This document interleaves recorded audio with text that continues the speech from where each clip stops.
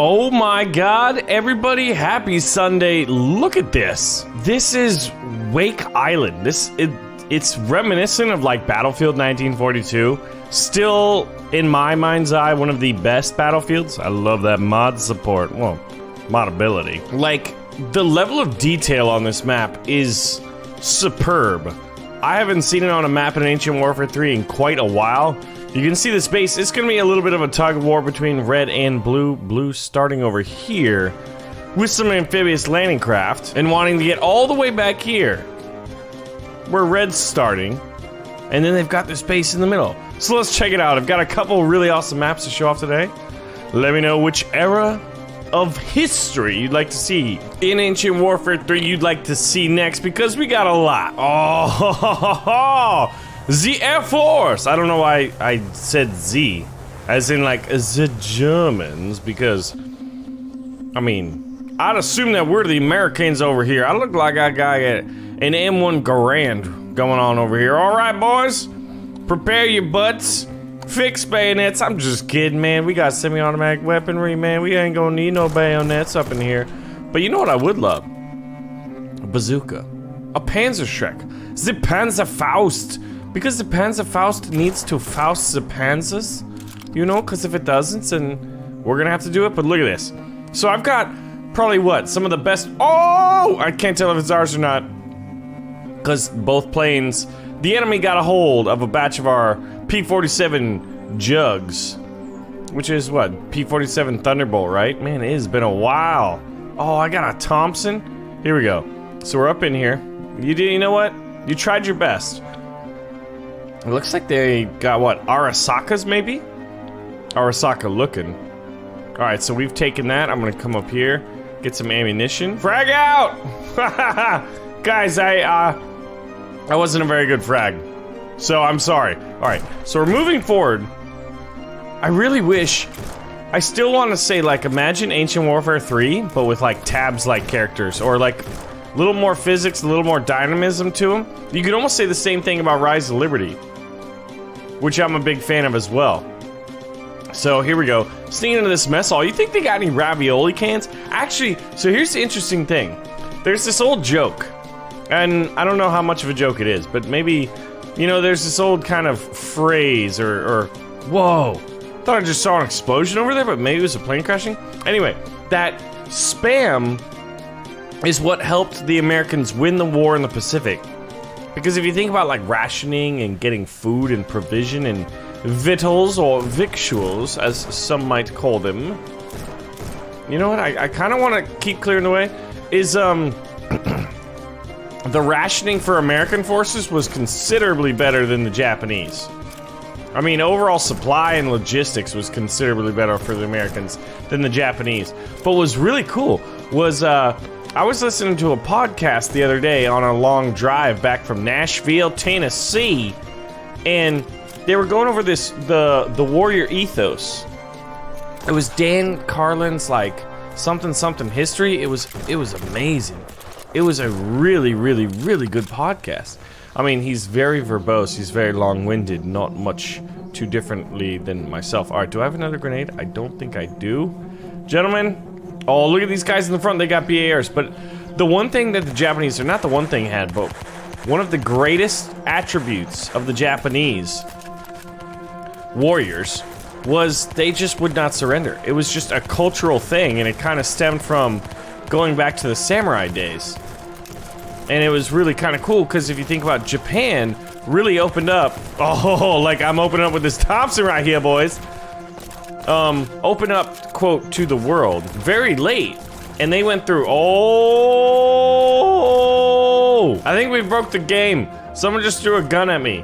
I've actually never had the game break on me, at least in recent memory. It's gotta be, what, a year? More? I mean, I'm just saying, assuming that it did happen before. Oh my god, I'm almost out of Thompson bullets. I'm out of my mind right here. Alright, I had to get out of that area. Goodness. I'm not sure what entirely happened. I'm wondering, maybe if we get closer, will it break again? I think there was just too many bodies. But anyway, the Japanese, their warriors would not survive, well, I guess, you know, they would never surrender. They just wouldn't. there were cases of Japanese units fighting in the Philippines into like the 1960s, 1970s. Can you believe that? That's insane. And they just like, it's like never give up and never surrender and just keep fighting the enemy. And they're like, oh, okay, I will bring honor to, you know, it was all about honor and this just warrior culture that they had. So the Japanese would fight with not nearly as good weapons in many cases. Like in terms of like small arms, like they had a machine gun that was nicknamed the Woodpecker because it fired so slow it'd be like tut tut tut tut tut. I mean, it was just not good relative to, you know, what the Americans would have. American ingenuity, supplies, logistics, cheeseburgers, spam tacos, which is probably why spam tacos are popular in Hawaii, or so I've heard. I would like to go to Hawaii, eat some spam tacos. Let's take this point, boys. This is very important. I need to find, that's what I need to find. All right, so here we go. Let's get some bullets. Get some bullets. I wish I could also get grenades. I could actually, look at this guy's twerking. Hey, little red guy's twerking and twerkulating. Get something for the twerkulator. I never knew the words. I've never really been good at like listening to the words. That sounds so weird. Listening to the words of music and like being able to recall them. Like sometimes it's just like, I don't know. I don't know what that guy just said. I don't know what that lady just sang. I mean, come on, man. How am I supposed to know these things? All right, let's get that submachine gun bullets. Where's the? We need 9mm for this thing, but it doesn't look like they have it over here. It's just rifle rounds, no pistol rounds for my submachine gun. Because generally speaking, submachine guns use pistol rounds, but I could probably pick one up. Oh look, it's the Japanese one. It should be interesting. Ooh, or we could get a BAR, the Browning Automatic Rifle. Yeah, we'll use that. This thing should be able to lay down the pain train. Speaking of pain train, let's just mag dump on these fools. You will not take over America. We will hold on to the Hawaiian Islands, despite the day that will live in infamy. April 6, 1941. A day which will live in infamy. But the Americans will hold it, and it will be the food mecca for spam tacos. Which is really kind of funny. I guess it makes sense. Guys, by the way, when it comes down to the eternal question of cheeseburgers, pizza, or tacos, for me, it's kind of, you gotta get into a debate between pizza and cheeseburgers, but tacos are just not nearly as good if you go in the traditional sense, right? Because they got the corn tortillas. And the corn tortillas are not nearly, they're just, oh, I don't like them. I've had some really bad ones too. I don't know, maybe it's like, it's obviously a very subjective, aka opinionated based thing. Oh man, I wish I had my fragulating Grenadskis. And I need the Grenadskis, Tavarish. And then of course we're breaking out a terrible Russian accent, because why not? Don't alert your soldiers that I'm over here. They can't know I'm here. Dude, we should be equipped with a flamethrower maybe. Hey, that's a blue victory! Woo! I have a question for you. What if D-Day happened at night? What would happen? Like, how would it have impacted the overall battle? Oh my god, look at these. They kind of look like tigers from afar, but when you get closer they don't. But right here, when you're looking at it from the front, it almost loosely resembles kind of like a tiger Porsche, where the turret's up closer to the front. All right, boys. Oh my god. We got airborne troopers coming in, Rangers, boys. All right, I don't want to see anybody up chucking their spam tacos that came in from the Pacific Theater here on these here Higgins boats, boys. And I want you to stop twerking in front of me. I'm your commanding officer. You need to show me some authoritationisms. Do I got an RPG? Where's my RPG? Well, I got a frag grenade, so I'll tell you what, one of these guys gonna drop it. I'm gonna pick it up because, oh my god, is that? That is. I think that's a freaking flamethrower thing. There's automatic flamethrower cannons. They're right there. Who's pushing me out the boat? Yeah, look at these automatic flamethrower launchers. Those are really, really cool. Very interesting technique. So it's like, what if D-Day happen at night, and the Germans, in all of their ingenuities, have developed like automatically firing flamethrowers. That probably would have been very smart, but I bet like the cost and the infrastructure that you'd have to lay for those to work properly will be incredible. Oh man, look at this coming in. So it's also storming. A storm, a night battle, a night invasion. I feel like there probably would have been a lot of collisions with the boats. I think a lot of units would have probably gotten lost as well. I think our boat's not close enough. All right, here's one of those automatic flamethrower things. Can we kill it? The bullets just seem to bounce off. Oh shoot, there's landmines everywhere. All right, here's some of the Germans advancing. It's hard to tell. There'd probably be a lot more friendly fire incidents, as you wouldn't be able to tell who is who.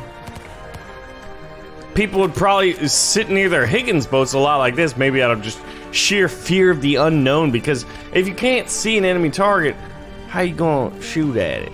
You know what I'm saying, man? They got mortars, they got flak 88s. Can I use this? Excuse me, sir, I would like to use your Flacosaurus Rex. I would like to use this Flacosaur. But you know, dinosaurs went extinct, so did the Flacosaurus. It is pretty beautiful. Oh my god. Don't look at me like that. Oh! Sons of biscuits! Alright, so let's see this battle from above. Oh my god, those explosions. How? The entire center? That's another thing. If D-Day happened at night, like, the bombardment would be incredibly inaccurate, especially for the time period. I mean, even nowadays, I mean, well, now, you know, we got night vision, thermal vision, porcupine vision. There's, like, all kinds of crazy stuff that man is able to use nowadays. GPS coordination for triangulating in getting that accurate fire. But look at this, as these Higgins boats bunch up on the beach. And all the tracer fires coming in from these pillboxes where there's probably just multiple MG42s, or would have been. These ones look a little more like Browning 50 cals kinda, but you know, not so much. Oh, look at this, and here's the paratroopers, because if you think about it, a lot of the paratroopers that, you know, landed behind the enemy lines on the D-Day, or, you know, preceding the D-Day landings, a lot of them, since it was at night, dude, trying to, oh my gosh, the flamethrowers toasting all these people. Ooh, this guy's, you landed on the wrong boat, Billy, because, oh my god, you went through the boat. Look at this. How is that happening? These guys are roasted barbecue. Speaking of barbecue, I'd like to eat some. Oh my god, this flak 88's still firing. Soldier. Hold on. I can do this. Oh! Oh my god. Alright.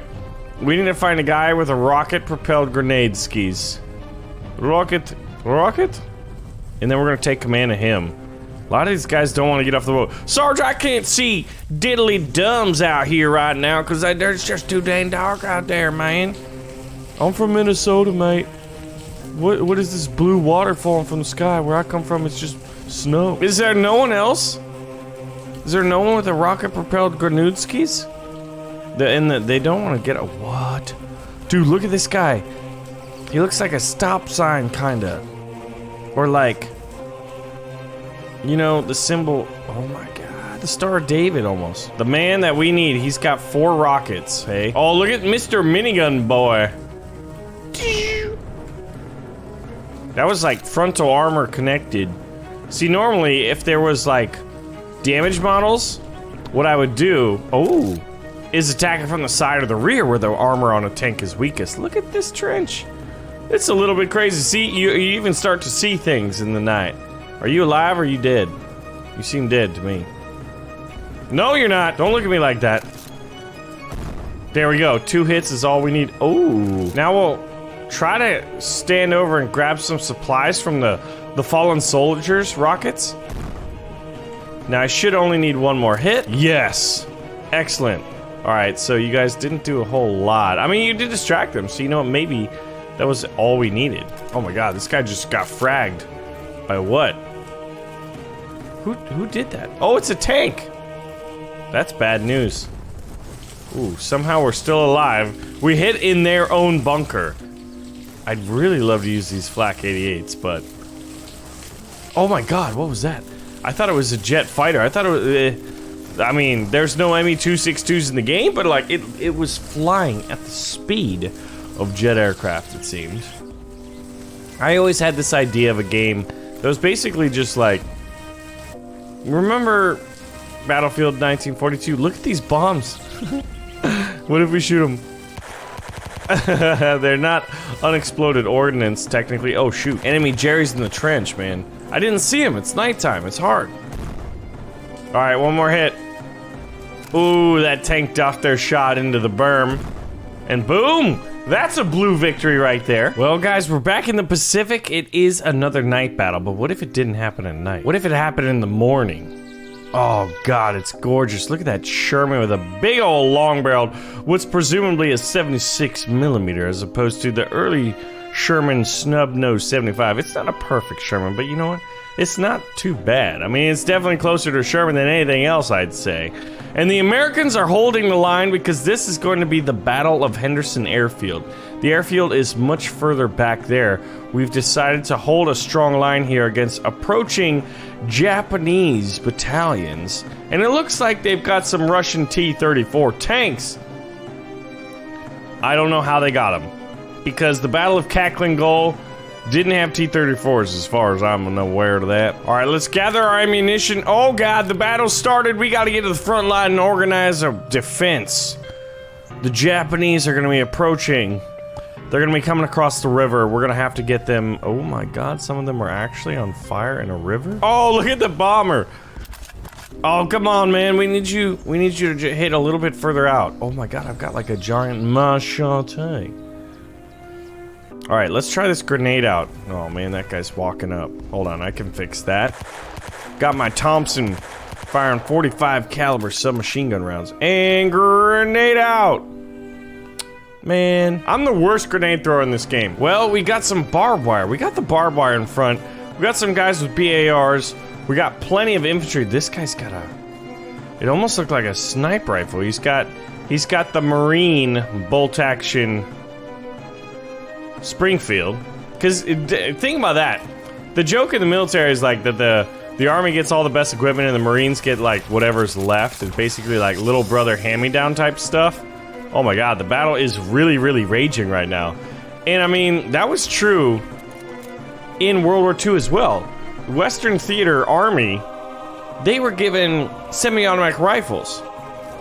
And then the Marine Corps in the Pacific, they had bolt-action rifles. Bolt-action Springfields. Oh my god, flamethrower. Let's do this, I'll escort you. Oh no, he accidentally got shot. I totally didn't do it. And my health is low, so that was a bad idea.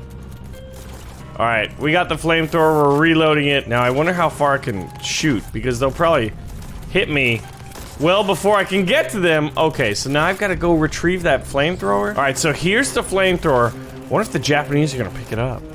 God, this battle is massive. Look at this. I think that overall, I'm thinking that the defensive lines for the Americans is much stronger. They've got, obviously, a lot of sandbags. They've got a little bit of trenches, or maybe kind of divots. They're not really using them for cover. And they have a significant amount of tanks as opposed to the Japanese. I believe all of their tanks are already destroyed. But let's take a gander over the battlefield. So this battle could rage on and on and on. But I'd say, just based off of, you know... Oh, man. And the Americans have mortars? Talk about, like... Oh, wow. What happened to these guys? Probably hit by Japanese Zeros. Look at that mortar round. How accurate are you? Hey, you got one. That's pretty good. They need to aim a mortar here. Right freaking there. Americans are dropping, but I would have to say, with the use of mortars and there's continual reinforcements coming in from Henderson Air Force Base itself, or the airfield rather, not necessarily an Air Force Base, that, you know what, the Americans would definitely win out the Battle of Henderson Field. So you guys wanted to see World War II themed in the last video, so let's change it up for the next one. What do you guys want to see in the next video for Ancient Warfare 3? Let me know. Hope your weekend and your winter break, for those of you who did have one, was amazing. I think a lot of people are going to be going back to work, going back to school on Monday, but don't worry, we will have our regularly scheduled programming. Oh my god, this would be... See, if the soldiers were a little more dynamic, this would be a bonsai charge. A big old Japanese bonsai charge, which would be so cool. I think that guy got smacked by the tank barrel and he just gave up. Anyway, guys, thanks for watching, and I'll see you in the next one. Oh, the flamethrower guy was doing it until he died.